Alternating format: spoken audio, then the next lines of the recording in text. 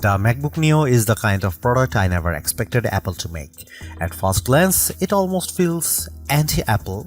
For years, the cheapest MacBooks have usually started at $999 aside from older models like the MacBook Air M1, which sometimes dropped as low as $699 during sales. But the MacBook Neo starts at just $599 for education users. That is a massive $500 less than the new MacBook Air M5.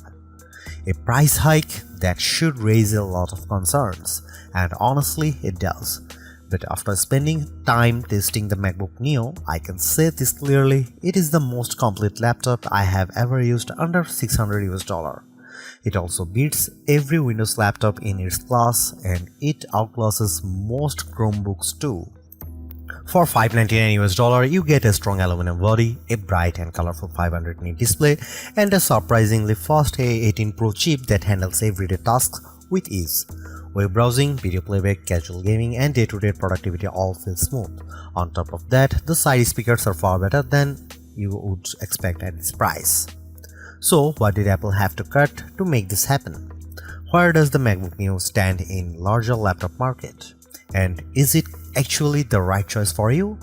Here is my full MacBook Neo review with the real pros and cons laid out clearly. The A18 Pro chip is one of the biggest reasons the MacBook Neo exists, and it is also one of the most interesting parts of the machine. Instead of using an M series chip like other modern Macs, Apple chose the A18 Pro, the same chip that powered the iPhone 16 Pro. At first, that sounds unusual. Putting a phone chip in a laptop is not the standard approach, but the logic behind it actually makes a lot of sense. Apple has far more experience designing mobile chips than computer chips, and its high-end iPhone silicon is now extremely powerful in a low-cost laptop that may be smarter than using a weak traditional laptop chip that struggles to keep up. By using an older iPhone chip, Apple lowers the cost without sacrificing too much real-world performance. So why not use an older M chip like the M1? Apple says the A18 Pro has a 16-core neural engine that is better suited for on-device AI tasks, including Apple Intelligent features inside macOS. The M1 is not as capable in that area, and the A18 also benefits from faster memory that makes this choice look a lot more strategic than strange. And because the A18 Pro is still a 64-bit ARM-based chip, the MacBook Neo runs full macOS, not a restricted mobile operating system. You are not stuck with iPhone apps. You can run standard Mac software just like you would on a MacBook Air, MacBook Pro, Mac Mini, or Mac Studio. macOS runs well on the Neo, and although it is not as snappy as my MacBook Pro, it still feels impressive for the price. For the best experience though, you should keep expectations realistic and stick mainly to lighter apps. I used built-in tools like GarageBand and Keynote, and both run smoothly. That is the kind of workload this laptop handles best. You can still go beyond that. I installed Steam, which requires Rosetta on non-Intel hardware, and it worked. That shows how open the MacBook Neo is compared with Chromebooks, which are still far more limited in the apps they can run. Some budget Windows laptops also ship with Windows 11 in S mode, which is basically a locked down version of Windows that awkward app restrictions. The MacBook Neo avoids all of that. In practical terms, this makes the Neo much more flexible than a Chromebook or a Windows S mode laptop. It is also more useful than an iPad Pro in some ways, even though the iPad Pro may be more powerful on paper. The reason is simple: the Neo runs full Mac software, not iPad OS apps. Apple's ecosystem features also work here. You can mirror your iPhone, drag and drop files, make calls, send messages, share your clipboard, and use an iPad as a secondary display. I tested it with the latest M5 iPad Pro, and the setup worked extremely well. That is important because it means the MacBook Neo does not feel like a second-class Mac.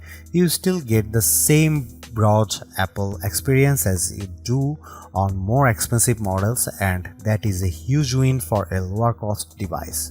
The limits are really about hardware, not software. If you want to do heavy 3D work, advanced video editing, or large creative projects, the MacBook Neo is going to struggle. It is not built for those jobs. The biggest concern is the 8GB of unified memory. That is enough for basic use, but it is not generous by modern standards. And because the memory is unified, it is shared between the system and graphics, which makes multitasking tighter than it would be on a laptop with more memory. During my testing with Safari, Keynote, GarageBand, and a Steam download, all active memory uses climb to around 6.48GB to 7GB. That is dangerously close to the ceiling.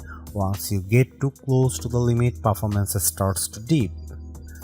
There is also no upgrade path for memory, and you cannot just open the laptop and add more yourself. That means the 8GB configuration is something you have to live with for the lifetime of the device. For most students or casual users, that may be fine as long as they keep their workload light. But anyone who likes to jump between many apps or run heavier software should look at the MacBook Air M5 instead, which starts with 16GB of unified memory. Gaming is possible too, but again, expectations matter. I got Cyberpunk 2077 running at a playable 30fps using the For This Mac preset. It was not a generous experience because most settings were pushed very low and advanced effects were disabled, but the fact that a $599 fanless laptop can run a game like that at all is impressive. You can also play iPhone and iPad games, which are much better suited to this hardware. Overall, the MacBook Neo performs very well for the price. It is excellent for everyday tasks, surprisingly capable with many Mac apps, and flexible enough to general use. But it is not a productivity powerhouse, and it should not be treated like one. One more advantage deserves mention: the MacBook Neo is fanless. That means it stays quiet in use, which is a major benefit over many budget Windows laptops that get noisy as soon as the system starts working harder. Battery life is another area where the MacBook Neo makes a strong case for itself. Apple claims up to 16 hours of video streaming on a single charge or up to 11 hours of wireless web browsing. Those are solid figures for a laptop this size, especially one using a chip that originally came from an iPhone.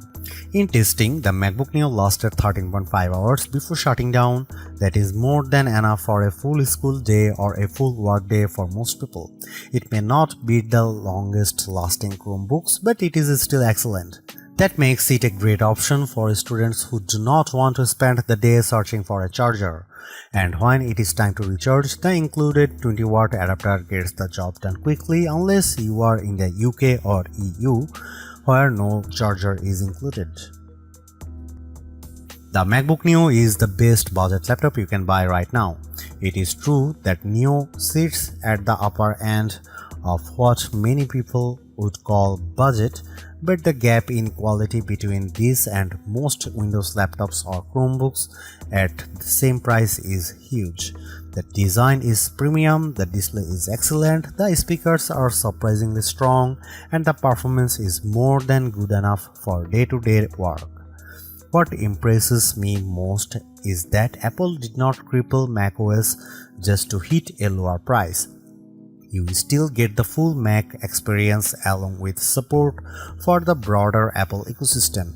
That makes the Neo feel like a real MacBook, not a watered-down version. Yes, there are compromises. The USB-C setup is awkward, the keyboard has no backlight, and the 8GB memory limit is restrictive, but those issues are understandable in a laptop this affordable, even if they are still disappointing.